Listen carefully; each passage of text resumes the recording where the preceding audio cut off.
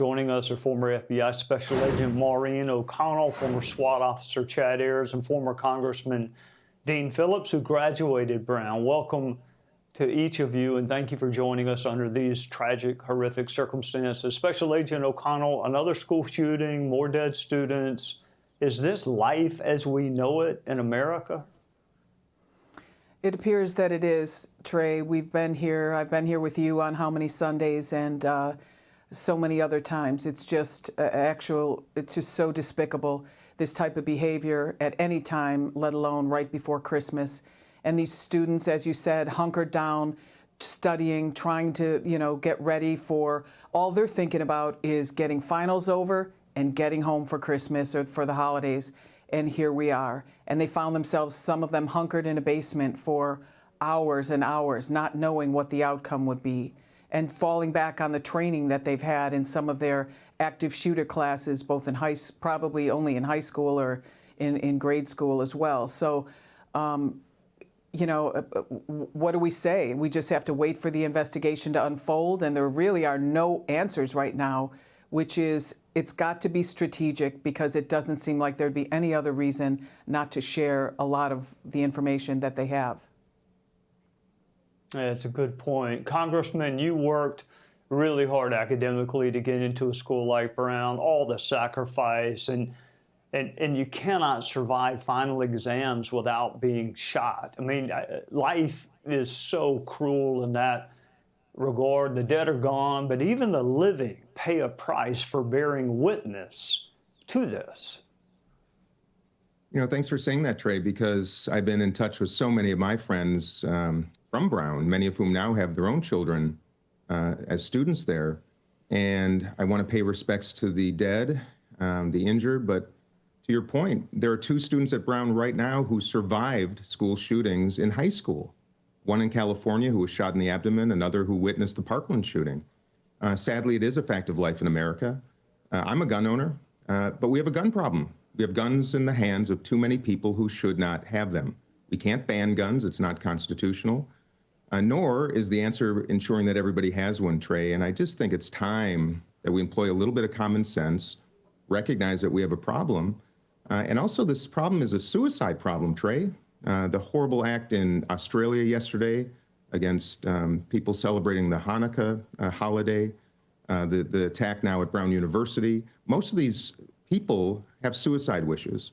And if we don't start investigating, identifying processes to both provide help and assistance and support to young people, to steer them away from anger and vitriol, we're not going to succeed. And I just wish Democrats and Republicans, me among them, would sit down and come to conclusions rather than arguments. We're not saving lives, we're actually taking lives by our inaction.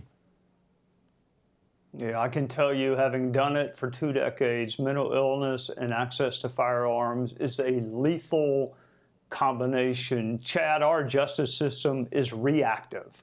A crime takes place and police and prosecutors work together and build the case against the killer. I'm sure they're going to do it in the Brown shooting, but what are you looking for in the aftermath, and what can be done to prevent these shootings before they happen? In other words, to put homicide prosecutors and detectives out of business, because that should be the goal, to get involved before there's a murder.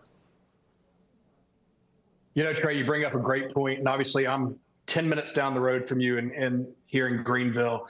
And a lot of times at Proactive Response Group, my company, what we do is a big part that is missed is what you just brought up, is so many organizations and schools, businesses, they take a reactive approach instead of a proactive approach.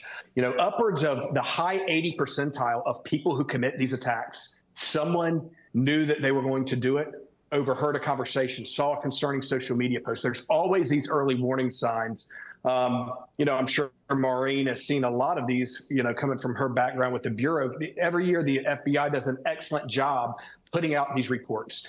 And so we've got to do a better job in the community of building a culture where students, faculty, friends, family, start reporting these concerning behaviors. Dissociation with your friend groups, maybe bad body odor that they're not taking care of themselves anymore, inappropriate interest in weapons, inappropriate interest in mass acts of violence. So again, we have to do a better job on the forefront, getting these early warning signs out and building culture where they can come forward and report. But also, we've got to do a better job in the college system on training students and faculty. Like Maureen mentioned, we do a pretty good job on the elementary, middle, and high school level. But on the college level, all that they're getting probably is at the end of the day, they get that text message that give that, and I've been very outspoken about. So we've got to do a better job on the front.